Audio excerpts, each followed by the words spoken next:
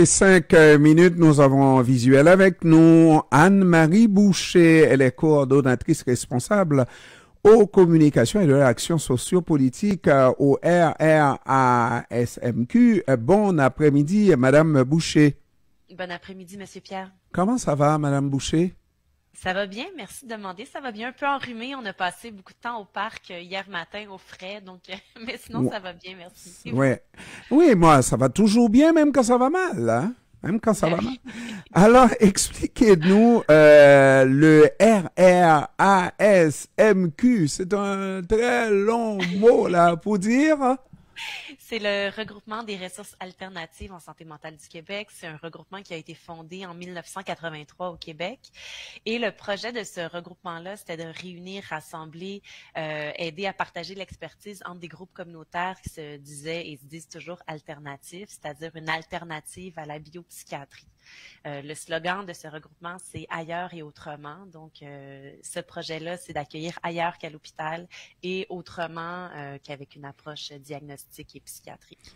Et dans le cas ici, généralement, on a toujours des préjugés face à des gens atteints de maladies psychiatriques, de la maladie mentale, n'est-ce pas? Et il faut d'abord et avant tout combattre, parce que les gens qui ont ce type de problème-là se cachent, n'est-ce pas, plutôt que d'en parler, parce que c'est pire que la peste, n'est-ce pas?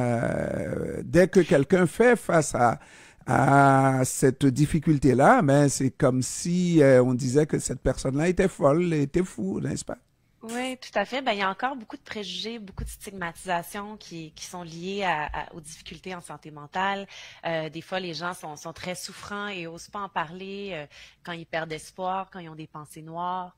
Il y a également des symptômes comme par exemple entendre des voix. Il y a des gens qui vivent ça et qui osent pas en parler parce qu'ils ont l'impression que ça serait comme une preuve qu'ils sont absolument fous et ils craignent d'en parler à leurs proches, alors qu'on sait aujourd'hui que tous ces phénomènes-là, c'est très normal. En fait, ça fait partie de l'histoire humaine depuis très longtemps il y a moyen de bien vivre tout en vivant avec des difficultés de santé mentale.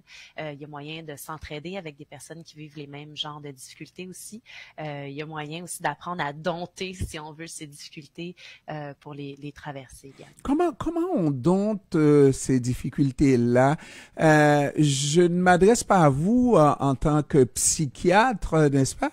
Mais vous côtoyez tellement des gens qui vivent avec le problème de santé mentale. Comment on va dompter le fait que la personne entend des voix et cette personne-là nous dit qu'elle entend des voix et le psychiatre va dire non, ça n'existe pas ou alors ce que vous entendez là, c'est pas comme ça que ça se manifeste alors que la personne vit la chose. Comment on arrive à aider? Comment on arrive à aider cette personne qui vit avec cette difficulté-là à dompter la situation? Ben, première chose que je dois dire, c'est que je suis pas psychiatre, donc je suis sociologue de formation. Alors là, moi, je parle avec un autre chapeau que le chapeau de la psychiatrie. Oui. Euh, Par rapport à comment aider, comment accompagner une personne qui peut vivre des grandes difficultés, je pense que la première chose, c'est d'écouter sans juger, en fait, d'accueillir la personne, de la laisser aussi explorer, expliquer le sens que ce qu'elle vit a pour elle. Hein. Souvent, les personnes qui vivent des grandes difficultés en santé mentale, ces difficultés-là arrivent dans des moments stressants, dans des moments de crise parfois. Donc, il faut être attentif au contexte que la personne traverse. Et pour l'aider, c'est certain que ce qu'on peut faire, ben d'abord, c'est de croire la personne, l'accompagner, lui faire confiance, croire que peu importe la crise que la personne traverse, ben cette personne-là est capable de la traverser, a des outils, a déjà traversé d'autres types de crises dans sa vie et est déjà outillée pour le faire. Et c'est d'appeler aussi à l'aide quand on est dépassé, des fois comme proche ou comme parent, on peut être dépassé, donc de ne pas hésiter à aller chercher du conseil, soit dans le réseau public de santé, soit du côté des organismes communautaires. L'exemple qu'on donne, bon, dans le cas où on entend des voix, il y a des groupes d'entendeurs de voix qui existent dans plusieurs régions du Québec. C'est quoi un groupe d'entendeurs de voix? C'est des personnes qui se réunissent, des personnes personnes qui ont en commun d'entendre des voix et elles se réunissent une fois par semaine ou une fois par mois pour partager sur ce phénomène-là et partager sur les stratégies pour faire en sorte que ces voix-là ne soient pas envahissantes finalement. Parce qu'on sait, c'est qu'il y a des gens parfois qui vont avoir recours à la médication pour contrôler les symptômes, mais parfois cette médication-là va aussi avoir des effets secondaires que les personnes n'aiment pas toujours. Donc, il y a certaines personnes qui vont préférer réduire un peu la médication, entendre quand même un peu des voix, mais développer d'autres stratégies pour leur laisser une certaine place dans leur vie. Par exemple, moi, il y a une personne que je connais qui va aller prendre des marches avec ses voix. Donc, quand les voix deviennent envahissantes, elle dit, ben, écoutez, là, vous allez pouvoir me parler, mais le temps que j'aille prendre une marche, ensuite, vous me laissez tranquille pour travailler. Donc, ça peut avoir l'air étrange comme ça, mais c'est des stratégies qui fonctionnent et qui permettent vraiment à des personnes de vivre avec différentes manifestations, différentes difficultés en santé mentale. Alors, comment se fait-il qu'avec tout ça, moi, je connais au moins un cas où on se dit, si moi je vivais ce type de choses-là, je ne serais pas du tout fonctionnel.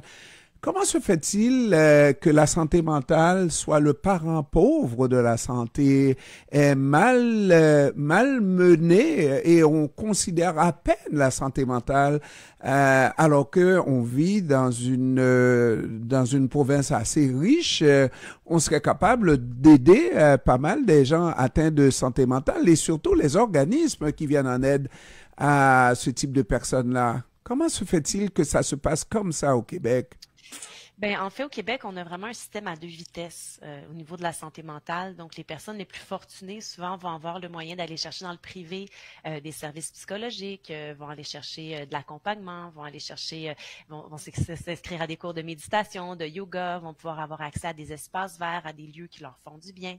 Les personnes plus fortunées aussi auront accès à des espaces de vie qui sont plus favorables à la santé mentale, disons, que lorsqu'on vit entassé dans des petits appartements, ce qui peut être plus difficile pour notre système nerveux.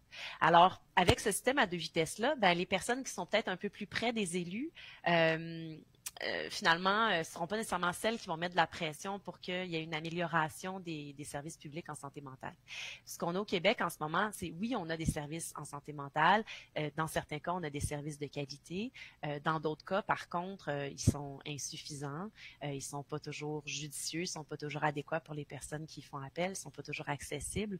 Alors, il y a vraiment urgence pour nous d'investir davantage dans des services publics de qualité qui répondent aux besoins des personnes. On le voit en ce moment, il y a plus de 20 000 personnes, puis ça, c'est les chiffres qui sont visibles, là, plus de 20 000 personnes qui sont en attente pour des services en santé mentale.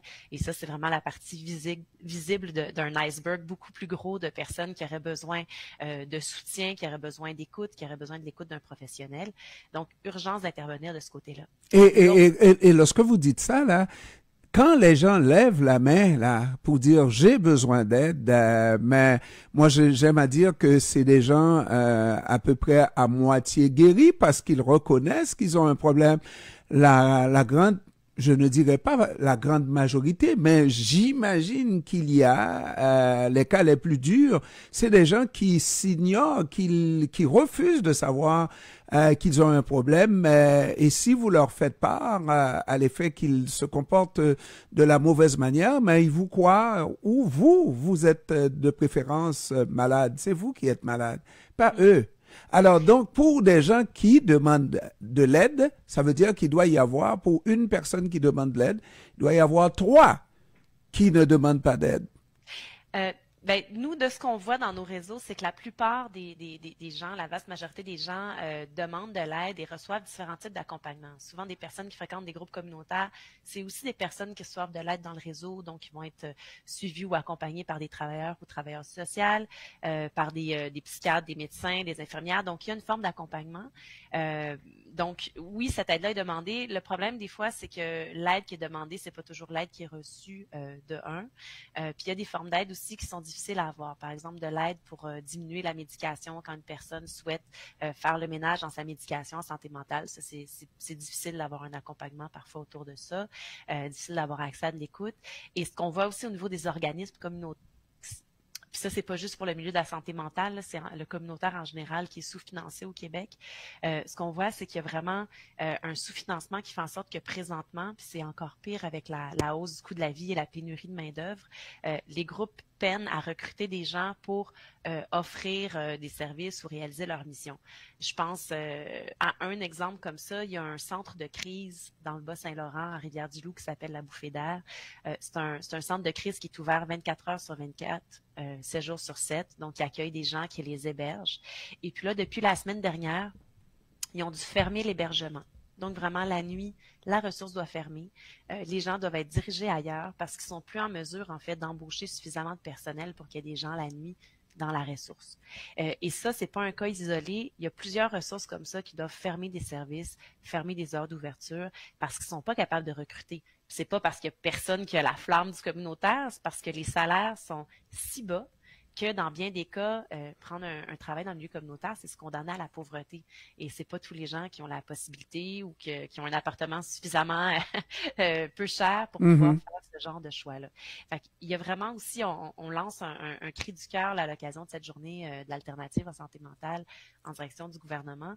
C'est dire qu'il y a des investissements à faire. Puis on utilise vraiment le mot investissement parce que chaque sou investi dans les services sociaux, au niveau des conditions de vie, au niveau du logement social, c'est de l'argent qui paye plus tard parce que les gens ont une plus grande qualité de vie, parce que finalement, ils ont moins recours aux services, parce qu'il y a un plus grand bien-être, parce que c'est des citoyens qui peuvent participer davantage à la société.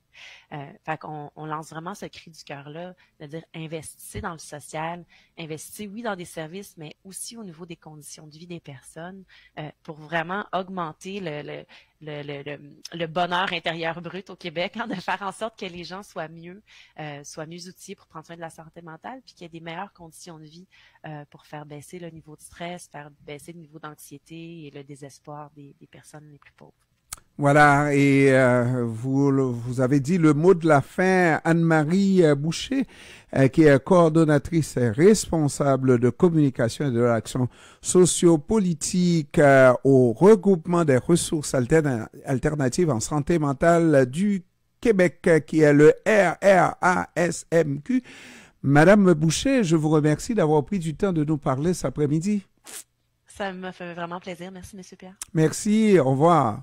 Bonne fin de journée, au revoir. À vous aussi, au revoir. Il est pour l'instant 17h17. Mesdames, Messieurs, on fait un autre tour à